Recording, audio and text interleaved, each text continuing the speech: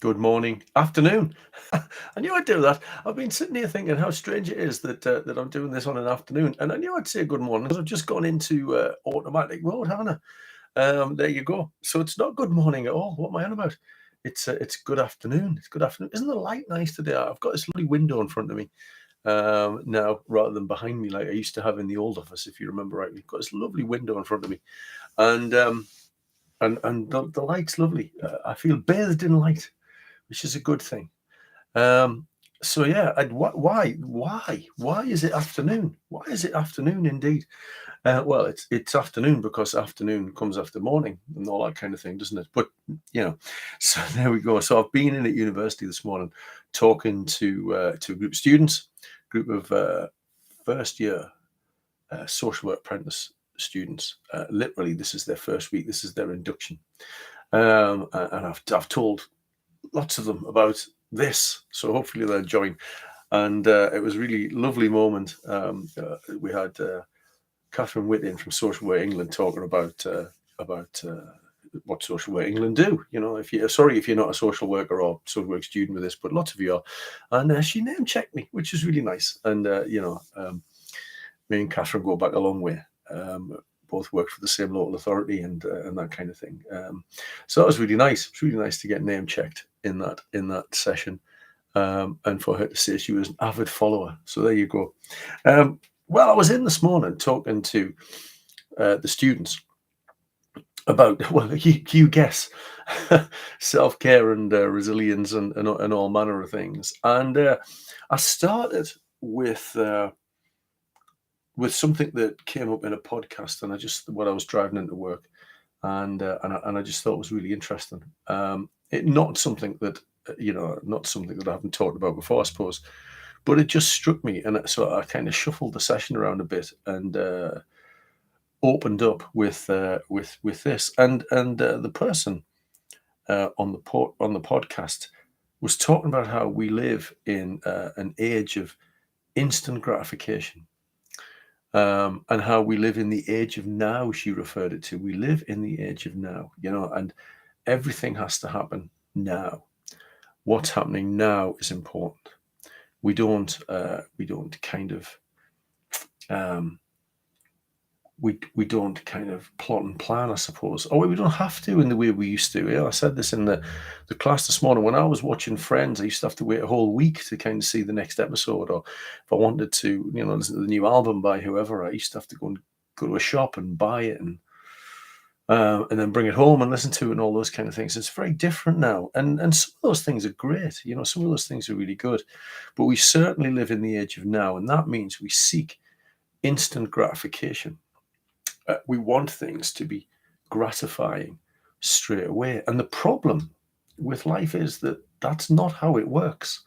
That's not how it operates.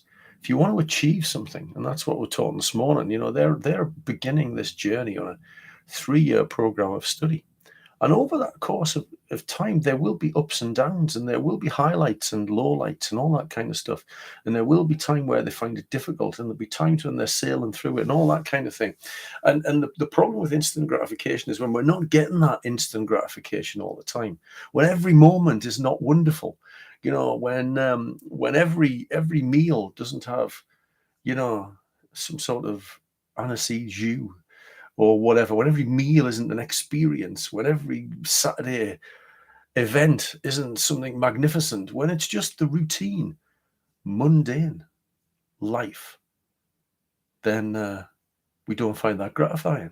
And we think we're missing out on something, and we're probably not. What we're missing out on, if we're missing out on anything, is stepping back and resting. And somebody in the session this morning kind of alluded to that. And said something about how, sometimes they find it stressful because they're trying to keep up with watching the latest Netflix series or being connected to the latest podcast or whatever. And that reminded me of something that I read a while back, which was that actually the way we conduct our weekends now is problematic because we try and pack so much in to our weekends that actually they become stressful in themselves, charging around from this place to that place and never settling and relaxing. So we kind of talked about that for a bit, which was really interesting, and it really felt like, for me anyway, in my head, because I talk about this stuff a lot. It was really good, a really engaged group, and it really kind of got me thinking about how all of these different things I talk about kind of connect, you know. And one of the things that was interesting, and it's any sort of success really. But I was talking this morning about academic success is what drives success in any field, um, is what you do day in, day out. It's not some big event. It's actually not your talent, I'd suggest. We're all capable of doing many things, but we have to apply ourselves to the task. And it's that saying, isn't it? That phrase that we don't rise to the level of these goals, we fall to the level of our systems. So I was talking very much about, the systems that they could put in place, about not being a last minute, about breaking stuff down, all of those kind of things, which were really important. And they seem to enjoy it, which is even better. So it's day in day out stuff, isn't it? And if you've been following my little blog, which is on which is on, what's it on? I can't remember. I'm gonna have to go and find out. My little blog, which is on, I can't find it. Oh, here it is. A Substack. My little blog, which is on Substack, about my weight loss. I want weight loss to just happen. I want to be 2 stone lighter right now. It's not going to happen like that, is it? What I need to do is apply myself day in, day out to the task. And that's the only way we get results. And that is sometimes a tough message, isn't it? Because we live in this age of now, this instant gratification world. Suddenly, when we've got to apply ourselves to the task. And then this morning with the students, I was talking about developing a habit of reading and developing a habit of writing. And one of the problems that I think students have, I mean, hopefully there are some students having to listen, but what the problem one of the students have, what students have sometimes have, is that they only write when they've got an assignment to do. Hello, dog. Having a shake. They only write when they've got an assignment to do. They only read when they're reading for an assignment often. And I understand that, because the assignments do come thick and fast. But if you regularly write, or if you regularly read, or if you regularly cook healthy meals, or if you regularly go for a walk or a run, that regular nature of it will build a habit, and you'll eventually see those kind of gains and those benefits from it, won't you? Really, and this is not stuff that we haven't talked about before, So the thing I concluded the session with this morning is none of these success stories will happen if you leave it till the last minute. It's that classic thing, isn't it? And I've been there every year in, year out. I'm going on holiday. I'm going to have to put my trunks on and lie by the pool. So I'll lose a bit of weight to go on holiday.